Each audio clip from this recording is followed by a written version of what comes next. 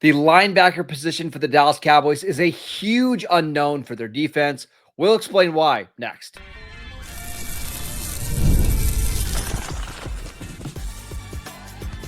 You are Locked On Cowboys, your daily Dallas Cowboys podcast. Part of the Locked On Podcast Network, your team every day. Welcome back to the Locked On Cowboys podcast, part of the Locked On Podcast Network, your team every day. We'd like to thank you for making us your first listen of the day. Today's episode is brought to you by FanDuel. Right now, new customers can get $150 in bonus bets when your first $5 bet wins. Welcome back. I am your host, Marcus Mosher. You can follow me on Twitter at Marcus_Mosher. Joining me today, as always, is Landon McCool. You can follow him on Twitter at McCoolBCB. And on today's show, we are previewing the Cowboys linebackers heading into training camp. And we mentioned it at the top of the show. This is the one position, Landon, that probably has the most unknown, not only on the defense, but probably on the entire roster. Yeah, maybe so. I mean, you look at it, and I think you look at all the other position groups, and I think you can get some kind of gauge on where the floor is and where the ceiling is. And, oh, if this guy hits, then it should be okay. And if this other guy hits, then that's your ceiling. That's going to be your breakout player. But I think with linebacker, you've got two guys who you feel like are going to be coming in as, veteran free agent signings that you just really don't have any idea. I think you have an idea with Sanborn, how he's going to play. And we'll talk about that. Murray, I think is a high variance player as he is. So I just think you just have a lot of unknown with some new players. You've got a key superstar or in the making that you think you're coming off an injury. So you don't really know what you're getting there. It's just a position where you kind of walk it down the roster and there's just a lot of, I'm not sure how to gauge this at almost every single stop, right? It feels a lot like the running back position, which is really funny considering those are two positions that we've devalued, maybe more so me than you. RBsDon'tMatter.com, LBS don't matter. I think it's similar. I think it's similar in that sense. Yeah. Let's start with Overshown because the latest update we have on DeMarvion Overshown after tearing his ACL and having a couple other ligament tears in that Bengals game is he's targeting Thanksgiving to make his return. That would be great news. I know that sounds like a long ways away, but remember when this injury happened back in late December, the reports were that he was going to miss the entire 2025 season. I think if the Cowboys can get him back on the field at all this year, that's a major win. Absolutely. I mean, the injury was absolutely devastating. I think everyone's excited because of what we saw of him, especially near the end before he got injured. He was playing absolutely outstanding. I mean, just like probably the best player on your defense at certain points when Micah wasn't on the field. And just really, everywhere, making tackles in the run game, in coverage. It was incredible as a blitzer because of his speed. And so I think the idea of the Cowboys having two guys like Micah Parsons and Overshown kind of on a defense together and that sort of team speed and what you can do with that, I think it made a lot of Cowboys fans excited. And then, of course, the injury happens. It's very devastating. And so I think we're all hopeful that he is going to be able to come back and play at some kind of close to semblance of what he was just this last year while coming off of a second ACL injury. But I don't know if that's realistic. I think the fact that him coming back at all is incredible. And then we'll see what he's like coming back. I mean, he definitely, to his credit, he definitely came back fantastically from this previous ACL injury. So we'll see. And I think it's the Cowboys haven't, invested all their eggs in him coming back healthy completely. I think they've obviously brought in a lot of guys and done some work in the draft to make sure that they've insured themselves in case he doesn't come back. What you want is a fully healthy Overshown for the start of the 2026 season, and anything you get in 2025 is just gravy, right? If he can play the final 2 months of the season, that's fantastic. But let's talk about the guys that are likely to be the week one starters. Kenneth Murray, who the Cowboys acquired via trade from the Titans, and then Jack Sanborn, who was a restricted free agent that the Bears did not tender. He follows Matt Eberflus from Chicago to Dallas. How do you expect these two veterans to play in the Cowboys defense? Well, let's also first, since it's the position, let's also kind of take a step back and talk about the coaching aspect of this, because I do think that Matt Eberflus is a force multiplier at the linebacker position. He's clearly has a knack for getting these guys to play at a high level. He's good at developing young linebackers, so I think that's something to kind of keep in mind when we're having this overall discussion and where these guys are developing. Sanborn is a guy that obviously that Eberflus is familiar with. Like, he played a ton at different points in the last 2 or 3 years with Chicago. They did ultimately try to replace Sanborn with 2 high-priced athletic free agent linebackers because the linebacker position is important. But Sanborn still continued to play a lot, and I think ended up playing Sam linebacker. They did a lot of 3 linebacker stuff. So he was still a useful linebacker, and it was very clear that when Chicago wasn't going to re-sign him, Eberflus jumped on them very early to get him in here, and he clearly has high thoughts on him. I think for Murray, it's a situation where he's just has been an athletic marvel since coming out of college. And I think at times it feels like his eyes kind of become the problem more than his athleticism. It feels like there are times when he's too quick to read cues. He's pulling the trigger. If there's misdirection, and especially now, that we're getting kind of Shanahan boot stuff, like, it feels like he really kind of can struggle with the play action, taking too many steps in the wrong direction.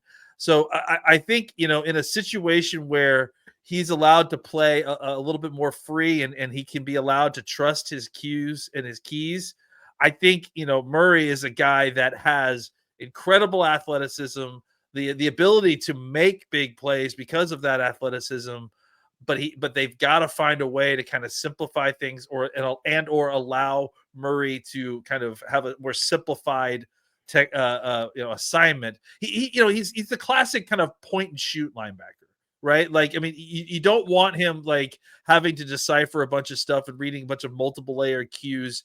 Like, you kind of want to just have him on one assignment, read one cue, and then react and let him use his athleticism to go get the ball carrier, whoever that may be. It'll be interesting to see if Eberflus is able to kind of upgrade each of these 2 guys into quality linebackers. Yeah.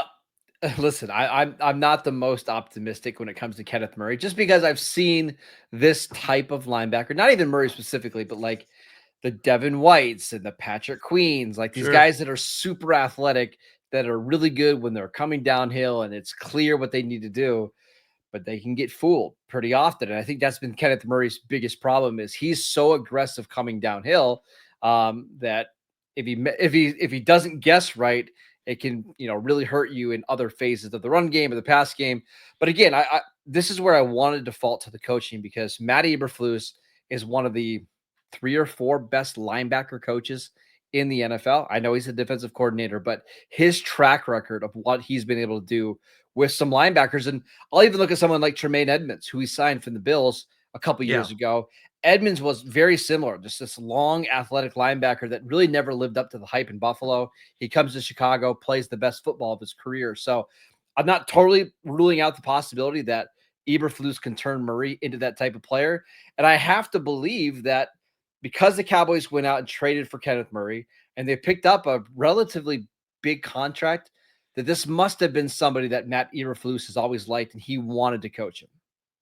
Yeah, and maybe it's about the combo of those 2 guys. Maybe part of the reason that he feels a little bit more comfortable with playing with someone like Murray is that he's got a Sanborn playing next to him who is a little bit more deliberate and a little bit more thoughtful and kind of can see things a little bit better and not so quick to react necessarily and dive in head first. So maybe the idea is that Sanborn's supposed to clean up for where Murray is missing a little bit, and I mean, I that's not always how things work in run fits, but I do think that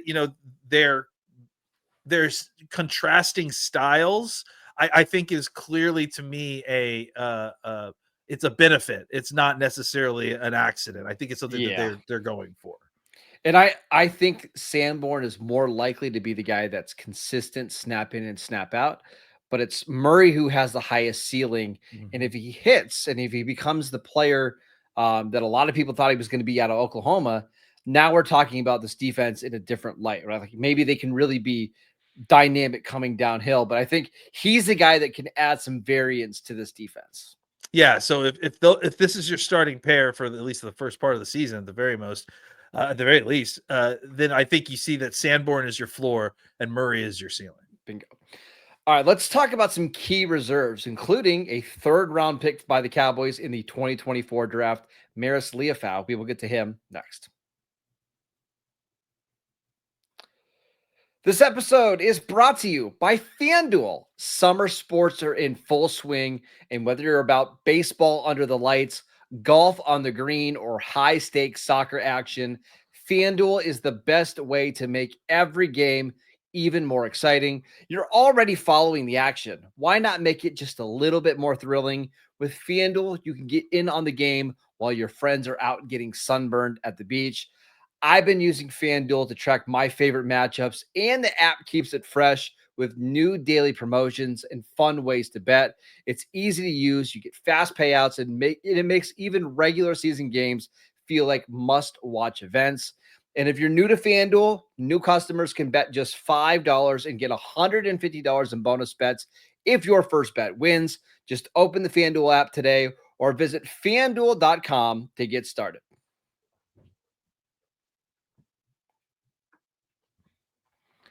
Welcome back to the Locked On Cowboys podcast. We'd like to thank you for making us your first listen of the day. We are previewing the Cowboys linebackers going into training camp. And let's talk about a couple of guys that are going to be key backups, at least we think, going into camp. Let's start with Maris Leofau, who the Cowboys selected in the third round last year. A lot of people thought that's where they were going to draft a running back. Not the case. They took Leofau. It's interesting. Leofau played quite a bit as a rookie, kind of on and off as a starter. Whenever he played, he actually handled the snaps pretty well. But we just haven't heard a lot of buzz about Leofau this offseason. I know he's been nursing some kind of injury, but what are the expectations here in year two? Yeah, that's what's interesting is that's kind of hard to gauge. I mean, I think that Leofau has every opportunity to come in here and show out and play and take one of those starting spots. In fact, I was kind of surprised that he wasn't given more of an opportunity to kind of to take that spot, because I did think he showed you a lot of really good stuff last year. He was instinctual, he was athletic, he's got really good length. I think he does a lot of things well that are hard to find at linebacker. So and really I think he has the opportunity to be a better Kenneth Murray in some ways. So I do think that there is a good opportunity, if he plays well, that he could take one of those two starting jobs, or at least be heavily involved in a rotation.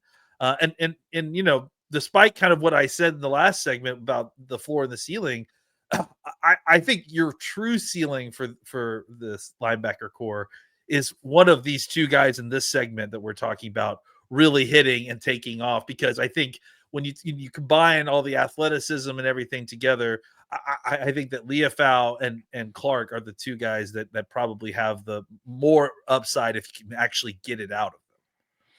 Yeah, I thought Leofau during his rookie year, I wasn't a big fan coming out of Notre Dame. I thought the Cowboys overdrafted him a little bit, but you saw the power. I think that's what's different about him compared to like Overshown and Damone Clark and Sanborn, is there's just some natural power there.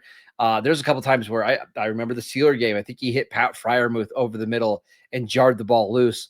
I do think he needs to work in coverage a little bit better. I think he can get picked on there a little bit. But you do see somebody that can be a force coming downhill. And I just won't be surprised if we get to the middle part of the season and it's Leofau and Sanborn as your two linebackers. And yeah, you don't have a ton of athleticism with those two guys, but they tackle really well and they're in the right spots. I'm pretty optimistic about him going into year two.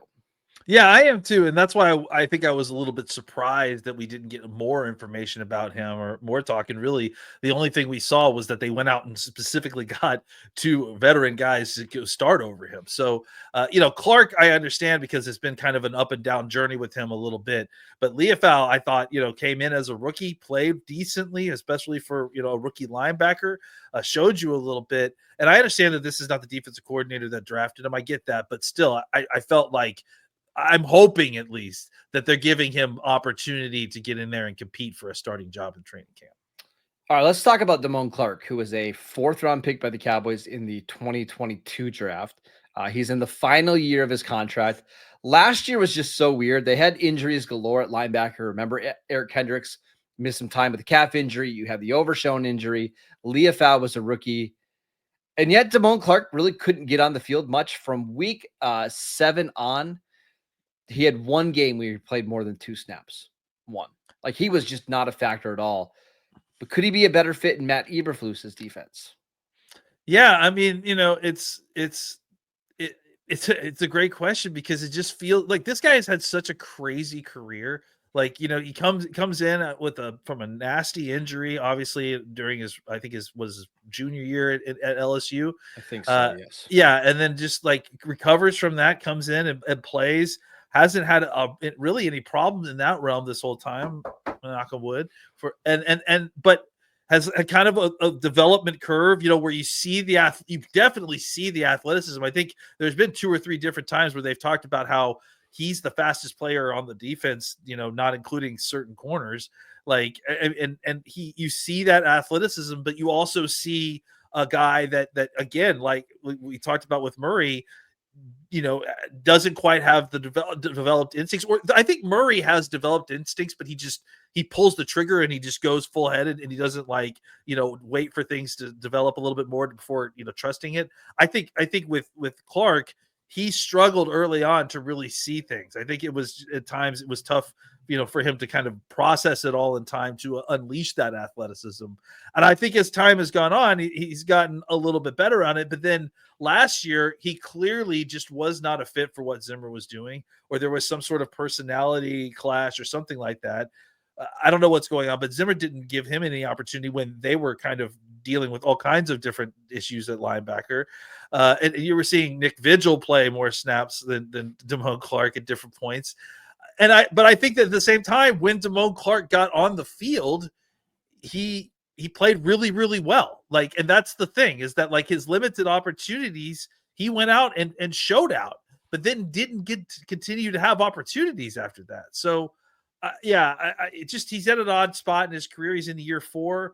He's kind of been an up and down player. Obviously, I don't really know what his career looks like beyond this, if he can't go in and kind of show something of this year.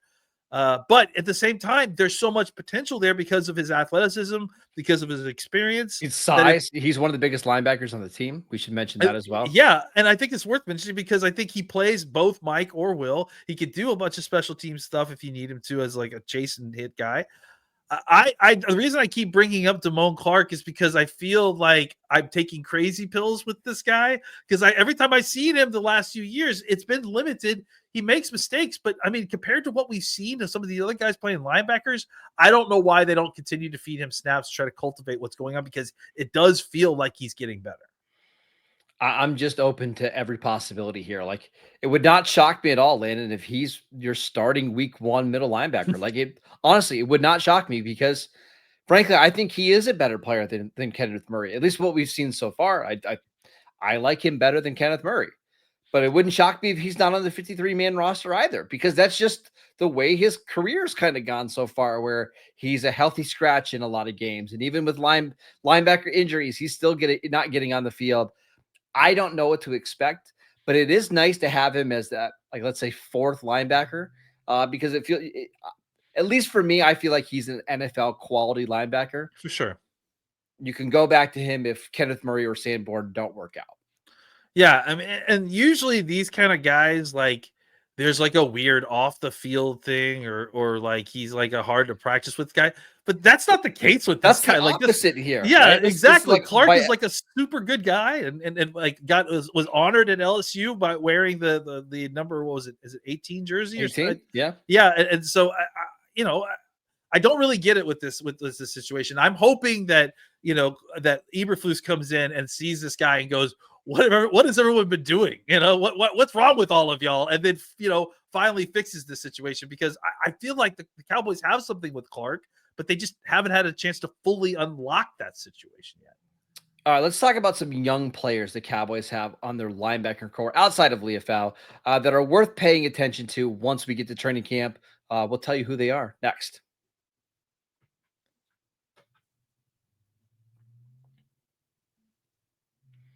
Welcome back to the Locked On Cowboys podcast. We'd like to thank you for making us your first listen of the day. For your second listen, check out the Locked On NFL Scouting Show. As training camps get closer and moves are being made, hosts Kyle Krabs and Joe Marino will make you the most informed NFL fan this offseason. Find Locked On NFL Scouting on YouTube or wherever you listen to your podcast.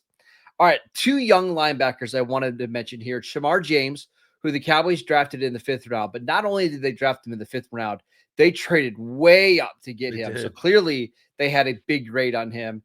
And then Justin Barron, a converted safety from Syracuse, who the Cowboys are moving to linebacker, big-time athlete who, listen, we've seen the Cowboys have success with like Marquise Bell. J-Ron Kearse played kind of a pseudo linebacker role under Dan Quinn. So what do you expect from those two guys during camp?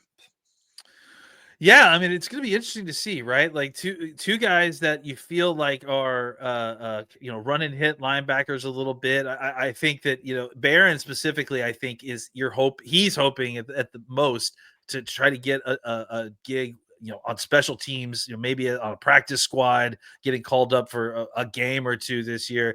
And then for James, he is kind of in a weird spot, right? Because it's like you've got 5 other linebackers that are kind of in established spots above you in some form or fashion. And then the Cowboys clearly traded up to come get him.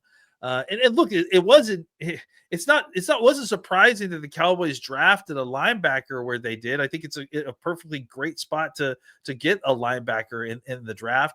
I just think it was interesting that they traded up for him, especially when they had already all the depth that they had, and they had kind of done what they had done in the offseason to shore up the position. So I think that portends that they either felt like they wanted more and more bodies there, or they really, really like Shemar James. So I think we heard some positive feedback during OTAs about the way he moves around and stuff. Unfortunately, he did get hurt. I think, was it before minicamp, right? So he didn't. I don't think he participated for good portions of it. We'll have to see where he's at when we have him check in Oxnard here in a few weeks, or a week or 2 weeks. Good Lord, 2 weeks. Yeah, that's too fast. So yeah, I think that it's interesting because, again, when we cover the Cowboys, like, you kind of, part of it is reading their posturing on players, like how they're approaching it. Trading up to go get a guy when you have 5 linebackers or 4 linebackers already ahead of him, that's an interesting, that kind of raises an eyebrow, especially when there's other linebackers really available. And I think that they got something with this guy. I think that they think that James can be like the 4th linebacker on this team, which means beating out like Damone Clark and being that last linebacker active. He just turned 21 in June. Like, he is incredibly young. They think there's some ability there to be a good coverage guy. He needs to be better at, holding up in the run game. But you're 21. And I think, there's just, if you look at this class, this is one of the oldest draft classes in NFL history because of the COVID year and all that kind of stuff, and guys playing 5 or 6 years. Yeah. So to get an SEC linebacker who was not even 21 years old when you drafted him, my guess is they believe that he is still an ascending player and that his best football is ahead of him. It's just how long is it going to take for him to get there, and what is the role going to be year one? Because I could see him being somebody who is, active and playing on special teams. I could also see him being a healthy scratch, and it's Damone Clark who is getting the snaps ahead of him, and they're kind of stashing him for a year until he grows into his NFL body. Well, I mean, you talked about how they, you liked what you saw in Leafau and his ability to come downhill, but you're concerned a little bit about throwing him out there in pure passing situations. If you could get either one of these two guys, James or Barron, to a point where he's a special teams player who maybe you could sub in as a nickel linebacker. I think that would be a perfectly reasonable role for either. I mean, it certainly would be an incredible job by either one of these two to earn that spot as rookies, especially considering where they were acquired. But yeah, I think that's kind of the goal what these two should be shooting for is, hey, maybe just a role like a couple of snaps a game on special teams or on nickel situations. Last thing before we go. Do you think the Cowboys need to add another veteran linebacker, whether it's an Eric Kendricks or whatever name? Do you think they could benefit from one more reliable player in here? I think it depends on who it is. If the right situation came up and you could improve the top end of this, I don't think you need another kind of middle class talent. I think you kind of have a couple of those guys, and you've got a couple other guys in the way that you could develop into that. I think if the right situation came up and the right guy, whether he cost too much or something popped up and was available for a trade as opposed to getting cut or something like that, I would be interested if you feel like you could add to the talent someone that's better than what you've got. But if you're adding like another, Kenneth Murray type, I would rather just see at this point what they've got in Leafau and James and see what what they can get from Clark before they do something like that. I'll read you some names really quickly before we leave. Kazir White, Eric Hendricks, Devondre Campbell, Raekwon McMillan, Nick Vigil, Duke Riley, Tyler Matakevich, Monty Rice. I mean, a lot of those guys are all the same type, right? So it's like, they're easy to find, right? The kind of undersized guys who can run and hit and cover a little bit. I don't think that there's like, you want somebody that's a little bit more than that, maybe a more versatile player. That's what you're looking for. But I think, that's the thing that is like running backs. They are like a dime a dozen unless you've got a really good one, and then that makes a difference. All right, that is it for today's show. We want to thank you for making Locked On Cowboys your first listen every single day. Follow us on YouTube or wherever you get your podcast. You can follow Landon on Twitter at McCoolBCB. I'm at Marcus_Mosher, and we'll see you right back here tomorrow.